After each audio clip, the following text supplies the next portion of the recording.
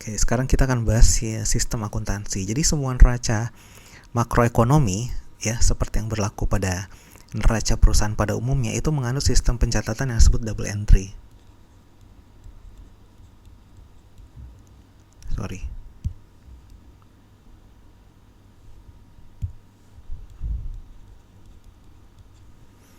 Ya, atau debit kredit. Digunakan beberapa nama lain, tapi intinya sama seperti ada istilahnya pemasukan ya atau penerimaan. Ini pada dasarnya sama aja dengan kredit.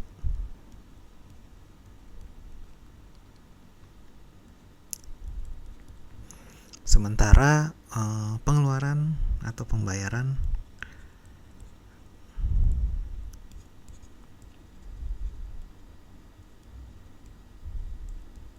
ini debit.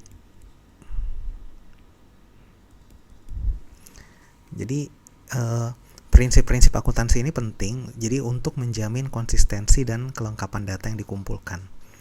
Nah, sistem akuntansi yang berlaku dalam neraca pendapatan nasional dan neraca pembayaran ada dua perbedaan dalam prinsip-prinsip pencatatan debit kredit.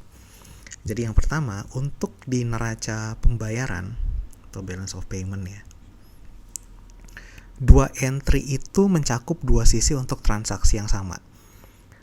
Jadi misalnya seperti ini. Jadi kredit untuk ekspor dan debit untuk kenaikan cadangan devisa. Nah, jadi situ ada dua entry kan.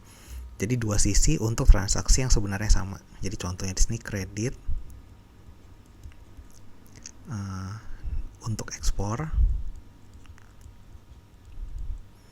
dan debitnya untuk kenaikan cadef.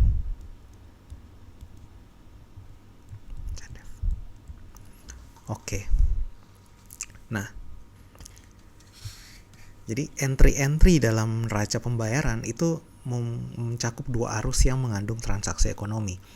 Sebaliknya untuk neraca pendapatan nasional itu punya dua entry untuk setiap arus. Jadi kalau tadi itu sifatnya dua entry untuk transaksi yang sama, ini dua entry mencakup dua sisi untuk transaksi yang sama. Kalau di neraca pendapatan ini dua entry untuk setiap arus, dalam artian gini. Contoh ini adalah income ya.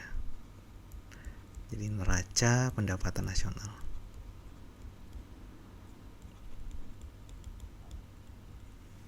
Nah, contoh konsumsi itu diperlakukan sebagai kredit dalam neraca produksi.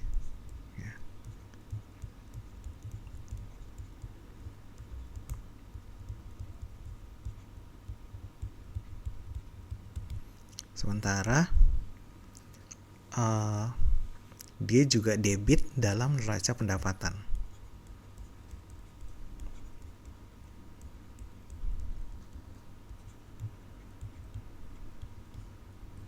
Nah, karakteristik lain dari neraca pendapatan nasional adalah setiap neraca itu berimbang. Jadi meliputi entry-entry debit dan kredit yang sama, termasuk entry untuk penyeimbangan. Jadi seperti itu. Nah, dalam neraca pendapatan nasional yang diperluas untuk mencakup transaksi finansial, pencatatannya sama dengan yang berlaku dalam neraca pembayaran. Jadi cara pencatatan tersebut misalnya debit untuk konsumsi ya, yang dibeli oleh rumah tangga di offset dengan kredit penggunaan uang tunai. Jadi ada debit untuk konsumsi,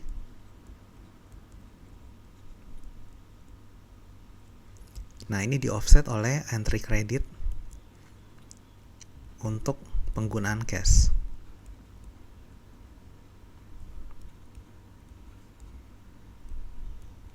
Nah, transaksi ini juga dicatat untuk perusahaan. Entry debit jadi penjualan barang konsumsi, dan entry kreditnya itu adalah penerimaan uang tunai. Cara pencatatan ini namanya, jadi ini ada untuk rumah tangga, kemudian tadi ya untuk perusahaan juga ada. Nah, ini cara pencatatannya dikenal dengan nama quadruple entry system.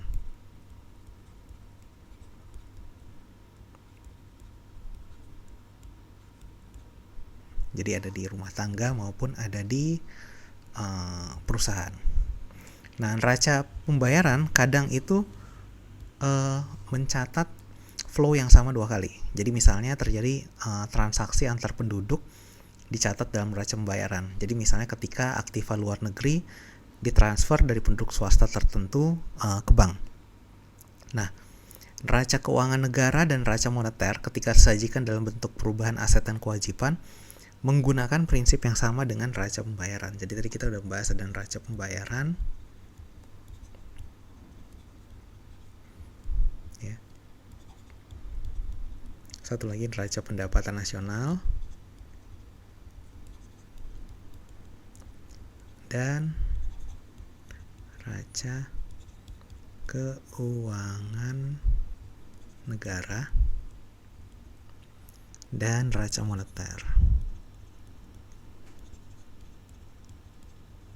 Ya, di mana yang keuangan negara dan moneter ini menggunakan prinsip akuntansi yang sama dengan neraca pembayaran.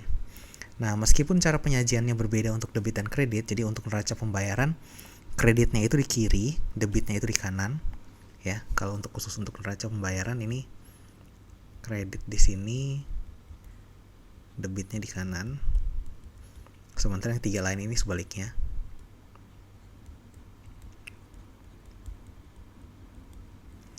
Cara penilaiannya sama, artinya kredit merupakan entry penerimaan atau kenaikan kewajiban dan diberikan tanda positif, ya, atau seringkali tanpa tanda. Sedangkan debit itu entry pengeluaran atau pembayaran atau akumulasi aset, jadi diberi tanda minus, ya. Nah, ini beberapa jenis transaksi atau flow yang diperlakukan sebagai kredit dan debit itu adalah sebagai berikut, ya. Jadi contoh-contoh kredit. Sini penerimaan pendapatan faktor, ya kan, faktor produksi, maksudnya penerimaan pendapatan faktor produksi, penerimaan pemerintah penjualan barang jasa, pinjaman, kenaikan pinjaman, penurunan aset finansial, penurunan persediaan, itu semua masuknya di kredit. Jadi penerimaan pendapatan faktor produksi.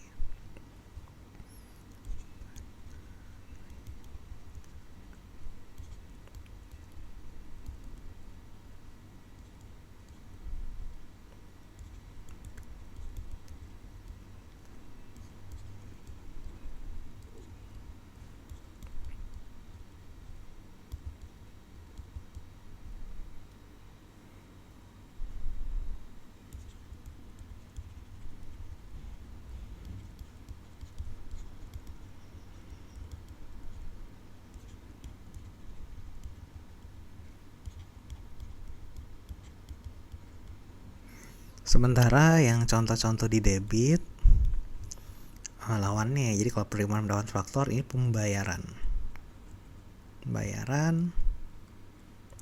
faktor produksi, kemudian pembelian barang jasa,